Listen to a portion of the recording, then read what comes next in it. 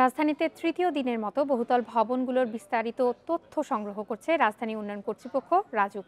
সকাল 10:30টার পর থেকে রাজুকের অধীনে 8টি অঞ্চলে 24 সদস্যের দল তথ্য সংগ্রহ করছে। রাজুক জোন 4-এর পরিচালক মোহাম্মদ মামুন মিয়া জানান, সকাল থেকে বনানীতে আউয়াল সেন্টার থেকে তথ্য সংগ্রহের কাজ শুরু হয়। ভবনটিতে নানা ধরনের অনিয়মের তথ্য পাওয়ার কথা জানান তিনি। রাজুক কর্তৃপক্ষ জানিয়েছে, প্রথম দফায় বহুতল ভবন এবং দ্বিতীয় দফায় সব ধরনের ভবন পরীক্ষা করা হবে। প্রথম দফার কার্যক্রম চলবে 15 এপ্রিল পর্যন্ত। এরপর ত্রুটিপূর্ণ ভবনগুলোর বিরুদ্ধে ব্যবস্থা নেওয়া হবে।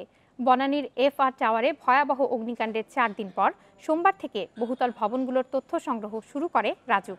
গত 2 দিনের কার্যক্রমে বেশিরভাগ বহুতল ভবনেই কোনো না কোনো ত্রুটি পাওয়া যায়।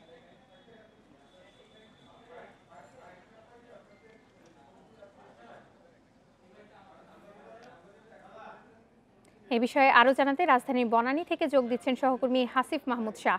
হাসিফ, আপনি যে জোনে আছেন সেখানে কতগুলো ভবন পরিদর্শন করেছে রাজুক এই পর্যন্ত?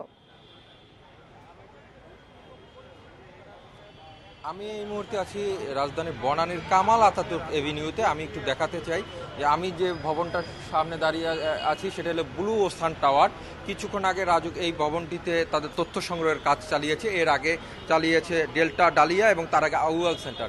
তো সকালে যখন আউয়াল সেন্টার থেকে তাদের অভিযানটা শুরু করে তথ্য সংগ্রহের, সেখানের ভবনের যে মালিক আছেন কোনো ধরনের নকশা দেখাতে পারেননি এবং তারা সময় চেয়েছেন নকশা দেখানোর জন্য, তাদেরকে সময় লাগবে। তবে যখন তথ্য সংগ্রহের জন্য সেখানে যাওয়া হয়েছে, মালিক ফোনে রাজুকের এই পরিচালকের কাছে স্বীকার করেছেন তার ভবনটি 22 তলা এবং তার কাছে অনুমতিপত্র আছে 21 তলা, একটি তলা তিনি বেশি করেছেন। যদিও পরিচালক আমাদেরকে জানিয়েছেন যে উনি যে কথাটি বলেছেন সেটি সত্য কিনা সেটি যাচাই বাছাই করা হবে রাজুকের যে মূল নকশা আছে সেই নকশার সাথে মিলিয়ে। এছাড়া ভবনটিতে তখন পরিচালক জানিয়েছেন যে আপনি নিজ উদ্যোগে একতলা হয় সরিয়ে নেবেন, অন্যথায় রাজুক কর্তৃপক্ষ অন্য কোনো ব্যত্যয় পেলে সেটার সাথে সামঞ্জস্য করে একতলা তো ভেঙে দেবে বা তার চেয়েও যদি কম থাকে অনুমতি সে তলাগুলোও তারা ভেঙে দেবে বলে আমাদেরকে জানিয়েছে।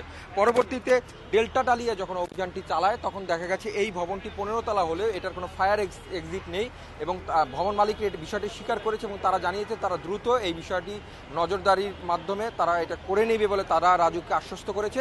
এবং এখন ব্লু ওসান টাওয়ারে আসার পর যে বিষয়গুলো উঠে এসেছে সেখানে তারা সামনে পিছনে কোনো জায়গায় রাজুকের যে নিয়ম আছে সেই নিয়ম অনুযায়ী তারা ছাড়েনি এবং দেখা গেছে যে ভিতরে তারা বিভিন্ন ধরনের পরিবর্তন করেছে। এবং এই ব্লু ওসান টাওয়ারের যে কর্তৃপক্ষ তারা যেটা জানিয়েছে সেটা হলো যে তারা রাজুকের কিছু কর্মকর্তা সাথে তারা এইটা পরামর্শ করে তারা জানিয়েছে তাদেরকে অর্থ প্রদান করেছে এবং তার মাধ্যমে তারা এই পরিবর্তনগুলো করেছে এবং এর আগে এই বিষয়গুলো তাদেরকে কেউ ধরিয়ে দেয়নি।